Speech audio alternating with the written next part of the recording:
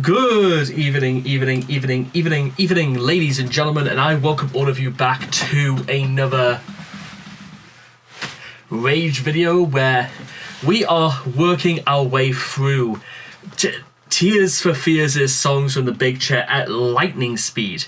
Because once we're done with I Believe, we'll be halfway into one of the most unexpected masterpieces of them all. And bearing in mind, I'm almost wanting to get into the stage, ladies and gentlemen, where it is Everybody Wants to Rule the World as great as what I thought it was. Because let's face it, ladies and gentlemen, this album has had some absolutely startling newcomers into the forefront. And as somebody who's only really just started to really get into this band, well, the rest speaks for itself. So, if you guys want to check out the original video for yourselves, links will all be in the description down below. So let's begin. I Believe in 3, 2, 1, and...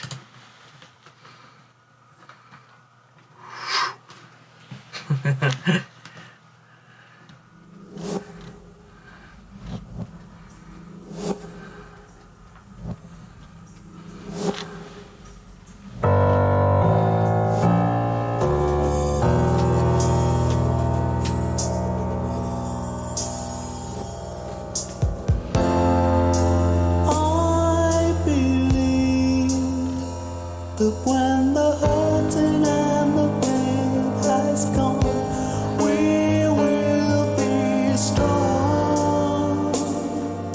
Oh yes, we will be strong.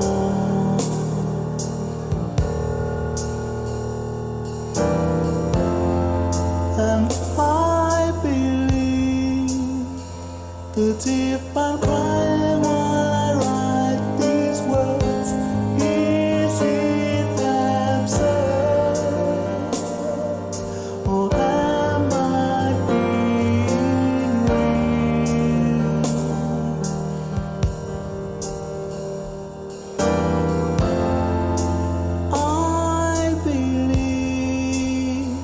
but if you knew just what these tears were for, they would just fall like every drop of rain.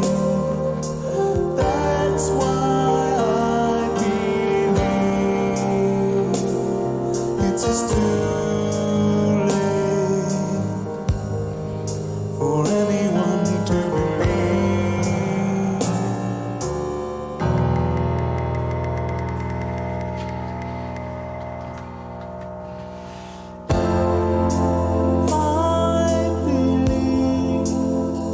But if you thought for a moment, took your time, you would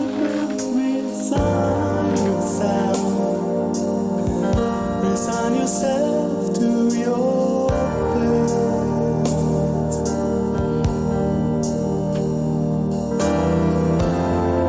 And I believe that if it's written in the stars, that's fine.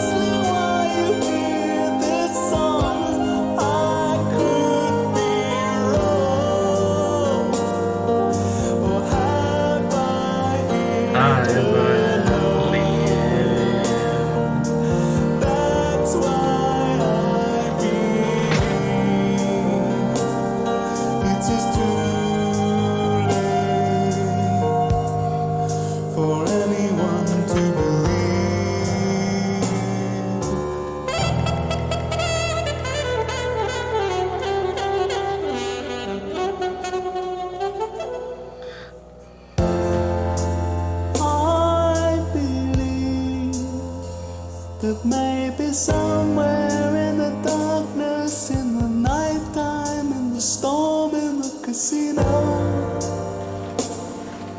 casino Spanish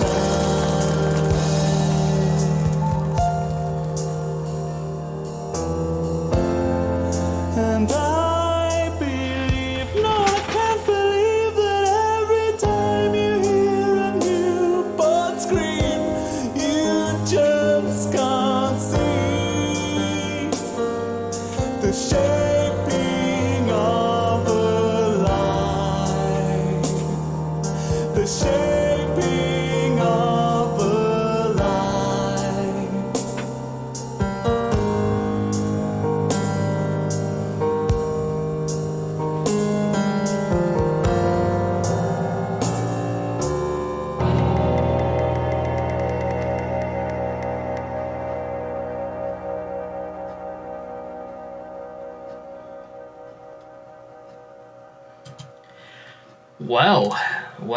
Well, ladies and gentlemen, that was a very different affair altogether now, wasn't it?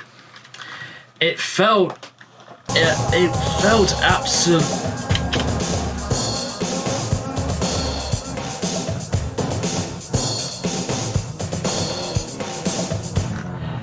I'm I'm stunned, ladies and gentlemen, to be honest, because I have heard this is about a man.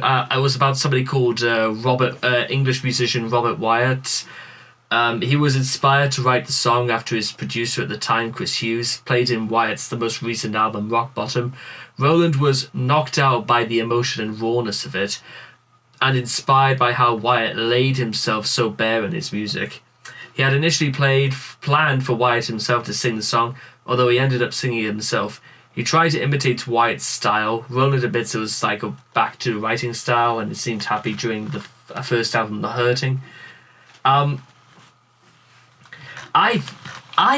can get that, because bizarrely enough, this is the only real song I've come across so far from Tears for Fears that doesn't really sound like the sort of thing they've done yet. Because it was slow, it was raw, it was somber. They put so much into it. It felt very, very personal to Roland, and especially in lines, especially in you would not resign yourself to your fate. And I believe that if it's written in the stars, that's fine. I can't deny that. I'm a Virgo too.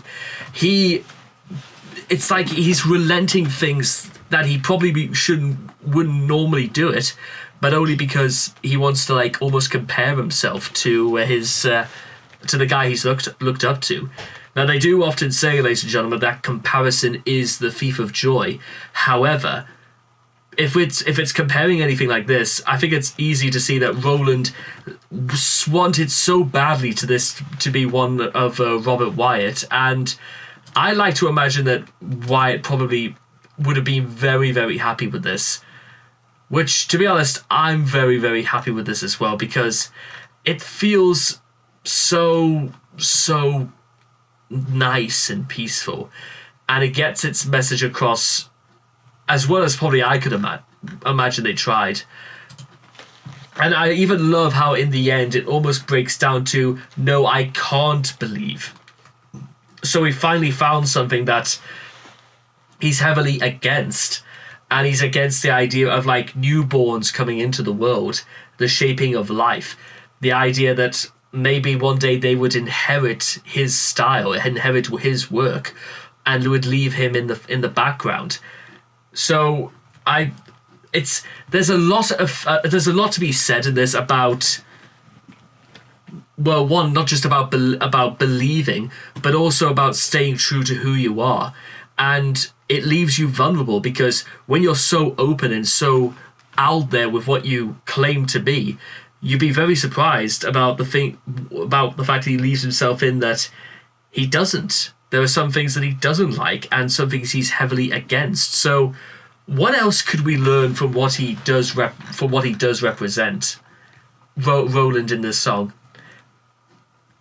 Is that he has to go through pain and hurting when it's been gone. So it could insinuate, he's been through tough times, but he's learned from tough times, which is always a good plot in any good lesson about life. And I believe that if I'm crying while I write these words, is it absurd or am I being real?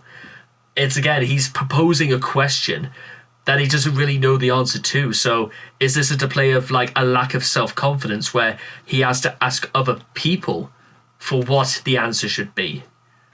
But why should it be down to other people? He should do what he feels is right to do. You know what I mean? I believe if that you know just what these tears were for, they would just pour like every drop of rain. That's why I believe it is too late for anyone to believe.